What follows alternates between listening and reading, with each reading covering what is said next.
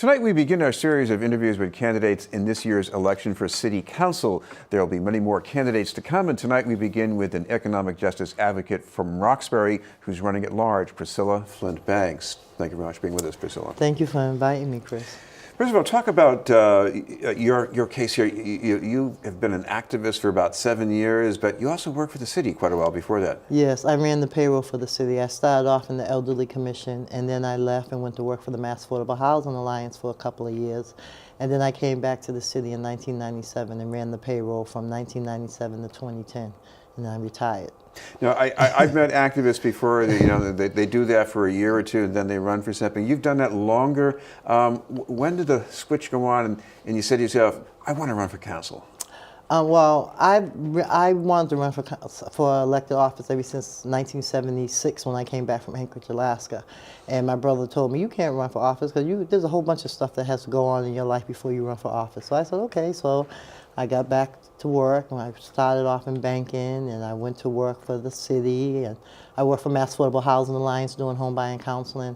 That was around the time when they were redlining people, and so I was able to help a lot of people get their homes for the first time, and so that really, made me happy about that, because it was the redlining era, as we know, was horrible, and because of that, the Mass Affordable Housing Alliance have helped over 20,000 people get homes throughout Massachusetts. You also grew up in Orchard Park in Yes, Roxbury. I did.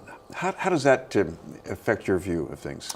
Well, being raised in Orchard Park and seeing everything that's happening around Dudley and happened in Dudley and the entire city, it really awakened me, to things can be different. Things can really be different if we as community come together.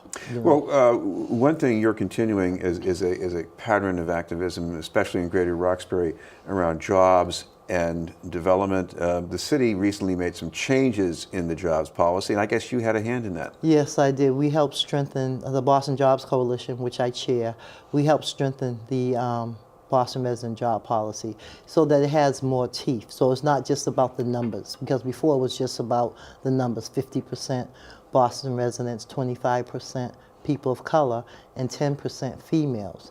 Well, now the numbers are 51% Boston residents, 40% people of color, and 12% females. But there's other things that go with it. If contractors and developers do not come to pre-construction meetings, they're fined. If they do not attend the BEC meetings, they're fined. If they do not turn in their payrolls on time, they're fined. And the fine is $300 per day per trade. And unfortunately, we have to keep going back and forth attending the BEC meetings to ensure that this happens, because Boston has a problem with writing and approving ordinances but don't enforce them. And so if you're not enforcing the law, then what good is the law?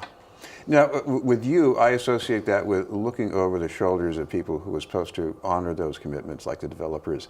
What does that involve, looking over their shoulders? Well, Roxbury, we were part of the monitoring committee. That's how I found out about all this stuff. I was appointed to the monitoring committee, me and my husband, Brother Lowe, back in 2012. And the first project that we monitored was the Ferdinand building, which is now the Bruce C. Bowen building.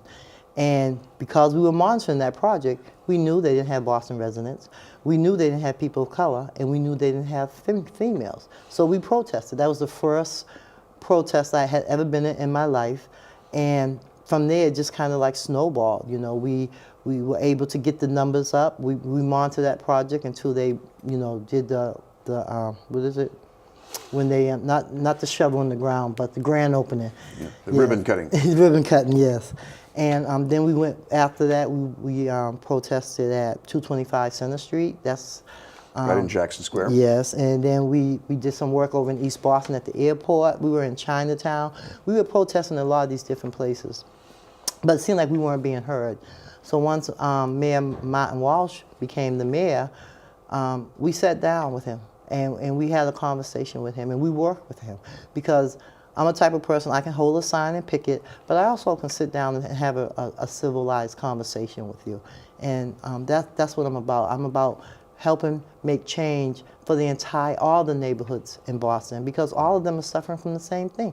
Gentrification is alive and well, and people are being evicted for no reason, you know, and that's why we were very upset when the Jim Brooks Stabilization Act got stalled in the State House, you know, it just died there. And people are really literally being pushed out of their house. There's so many homeless people in Boston, and it doesn't have to be there. Because Boston, what, a world-class city, right? This is BNN News, and we're talking with Priscilla Flint Banks, candidate at large for Boston City Council. So what about things to help with that displacement problem in Boston? Should there be some kind of rent control, or do you think other things are needed? Well, rent control is an answer. I know that Mike Flaherty, you know, he brought up rent control in South Boston. I think it just needs to look different. You know, we're not talking about the people who are owner occupied. You know, I'm a homeowner, so I wouldn't want no one to be able to dictate to me how much I can raise my rent. However, if I have a tenant and I go to my tenant and say I'm raising your rent by $400 a month, that's, to me, is criminal. You know, and that's what happens in a lot of these situations where you have 4 and 5 units that are not owned. The landlord does not live there. They don't even live in the city, and they just come and they raise people's rent. And people, what are you going to do? If you're making minimum wage, you know, we're trying to get the minimum wage up at least to 15, and you still can't really live off of that in Boston.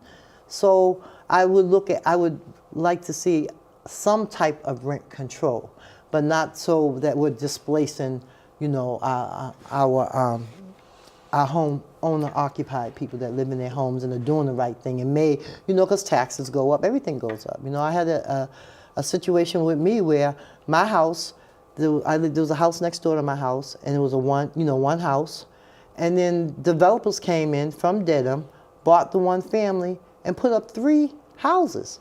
And we went and we got petitions and we tried to fight it. Went to the zoning board and they approved it. I want to ask you about Dudley Square, and this is you know, not typical of the rest of the city necessarily, but you have this commercial district that it looks like it's in decline, and yet it's on the verge of, you know, maybe excessive gentrification. I mean, what do you do about that? So I think that's when you bring the developers and the city and the community together and sit at the table and say this has got to stop. We've lost 8 businesses in Dudley. And that does not make any sense. We lost a shoe store. We lost a clothing store. Look at the Haley House. You know, we're losing the Haley House. I mean, you see, I was just at a meeting on Saturday where they have great plans for our community. But who's going to be living there? Who was it really for? You should mention, if you want to have people get in touch with your campaign, you've got something online they can check out? Yes, it's Priscilla, Priscilla, forboston.com. I'm also on Facebook, Priscilla for Boston, and my email is priscillaforboston@gmail.com. And if they want to call, my number is 857-574-2174. Thank you very much for being with us. Thank you for having me, Chris. Appreciate you. Priscilla Flint Banks, candidate for Boston City Council at large. We'll have more news in just a moment.